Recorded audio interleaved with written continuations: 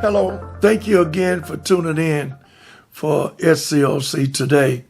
We're happy to be here as always to try to share and give a little information in terms of the pertinency, in terms of what we need to prepare for, information that we can share with you.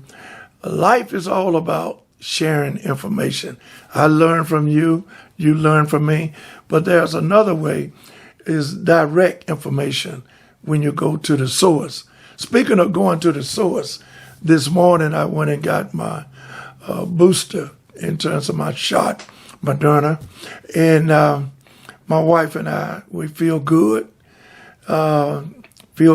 mentally and physically.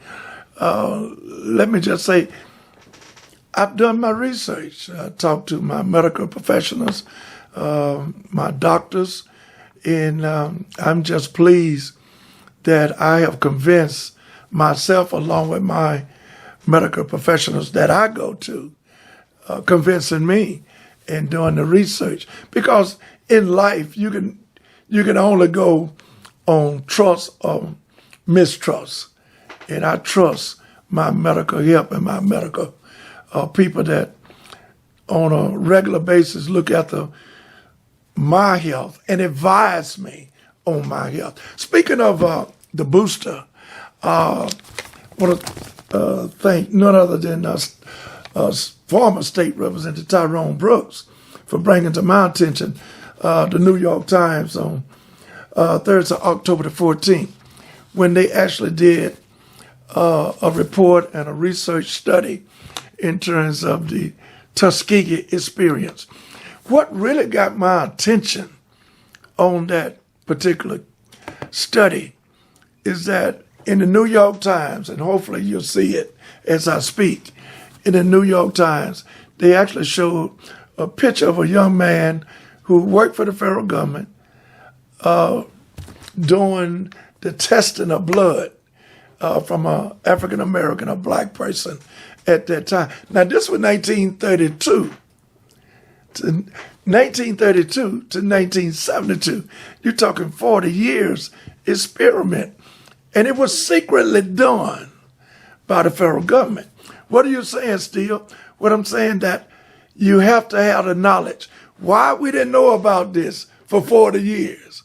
Because it was secretly done.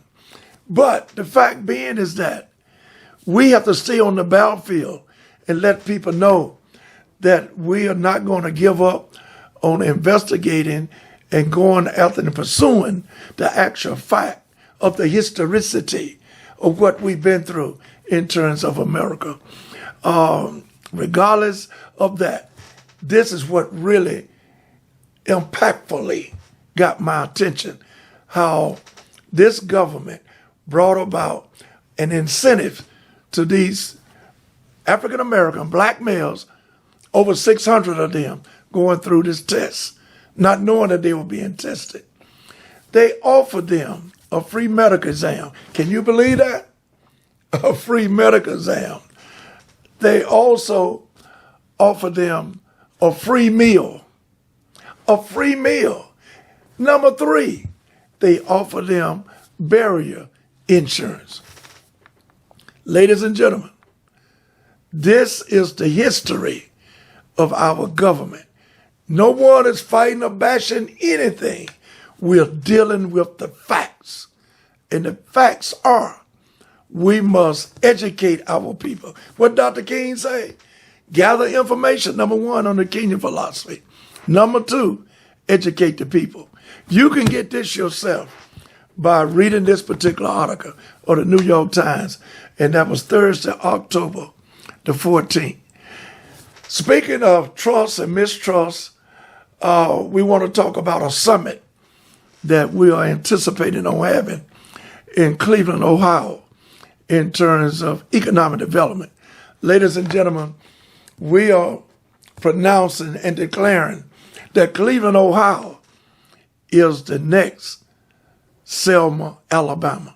Selma, Alabama dealt with voter rights. and brought about the 1965 Voter Rights Act. We're talking about Cleveland, Ohio, being the economic base, as Selma was the civil rights and voter rights base. We still got to have civil rights and voter rights in Cleveland throughout this world. But we're going to emphasize the economics where African Americans are being left out of the process. It's all about sharing in the profits. And America has never shared in the profit, but to a select few. That's why you had the transatlantic African slave trade. That's why America itself is the wealthiest country in the world because of the transatlantic African slave trade. We're going to tell you more in a few days about the summit in Cleveland, Ohio. And we just want to thank all of you for understanding, particularly how we are conveying information that you wouldn't normally get, information that only can come from research of direct action. Read, travel, and build relationship. I just got in a few hours ago from Cleveland, Ohio. We have a great turnout of ministers there, the ministry of helping folks on the ground. And Cleveland has an opportunity on November the 2nd to put in a young man of African-American history, African-American descent, African-American successful young man at the age of 34 years old. We don't endorse. We're talking about the issues. We don't endorse candidates in terms of SCLC, but we can let you know that history under none other than Mayor Carl Stokes, the first black mayor, Mayor Carl Stokes, the first black mayor of a major metropolitan city, was in Cleveland, Ohio. That inspired the Maynard Jacksons of the world, the Harold Washingtons of the world, out of Chicago, Maynard Jackson out of Atlanta, Tom Bradley out of Los Angeles. Ladies and gentlemen, we've gone full circle now. We must continue the impact. And guess what? You can never rest upon your laurels.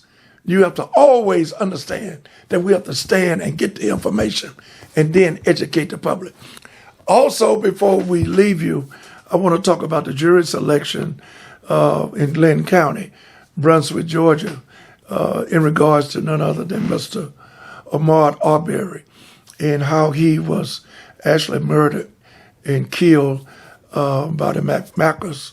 And this is something that's really a conspiracy that took place that we never would have known had the young man who was videoing and actually blocked Ahmaud Arbery into a corner with his truck while he was videoing. And the other relatives, father-son team of the Macers, blocked him in from the other entrance and exit in terms of that subdivision. And we're here to be prayerful, make sure that justice prevails. Thank God for the judge who allowed the people to demonstrate outside for their First Amendment rights. The defense didn't want that to happen. But I think they are now down to 9 select jurors. It's going to be 14 initially. I think that they're going to actually bring about. But out of the 12 jurors that they're going to select, 14 with the alternates, they're going to hopefully have this jury selection process culminate within a short period of time, within a few days. But we want the family to know, and I know his mother, been with her to 6 counties down in South Georgia with her, opposing that district attorney. I won't even call her name, that was related to the Macers through the father being an ex-employee of the DA's office. But we're here in prayer with the Ahmaud Arbery family And I never will forget how we spent the whole day with his mother. And she is a strong individual, strong African-American young lady. And we want the family to know that we strongly support them in all our endeavors and support them. And ladies and gentlemen, please listen. Prayer is still in charge. Prayer is still in style, regardless how loosely this society become. We all must be in prayer. Then we get up and have some action and go to work. Thank God for you. We'll see you next time. The movement continues, but not without your support.